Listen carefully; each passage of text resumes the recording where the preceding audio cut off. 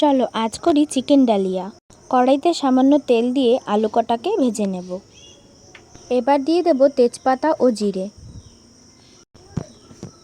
দিয়ে দেব সামান্য পেঁয়াজ কুচি। পেঁয়াজটা যখন হালকা ভাজা ভাজা হয়ে যাবে তখন দিয়ে দেব আদা বাটা, পেঁয়াজ বাটা, রসুন বাটা। এবার দিয়ে দিলাম সামান্য হলুদ ও লবণ। এবার একটু ভালো করে নেড়ে চেড়ে দিয়ে দিলাম কাশ্মীরি লঙ্কার গুঁড়ো, তারপর দিলাম জিরে গুঁড়ো ও ধনে গুঁড়ো। এবার দিয়ে দিলাম সামান্য টক দই। এবার ভালো করে নেড়ে চেড়ে নেব। মশলাটা ভালো করে কষে নিয়েছি। এবার চিকেনটা দিয়ে দিলাম। চিকেনটা দিয়ে ভালো করে নাড়িয়ে চাড়িয়ে নেব। দেখো অনেকটা হয়ে এসেছে। এবার দিয়ে দেবো কিছু কাঁচা লঙ্কা চেরা, দিয়ে দিচ্ছি ধুয়ে রাখা ডালিয়া। এবার ডালিয়াটা দিয়ে ভালো করে নাড়িয়ে চাড়িয়ে নেব। ভেজে রাখা আলুগুলোকেও দিয়ে দিলাম। ভালো করে কষে নিয়ে দিয়ে দিলাম জল। দেখো ফুটতে শুরু করে দিয়েছে।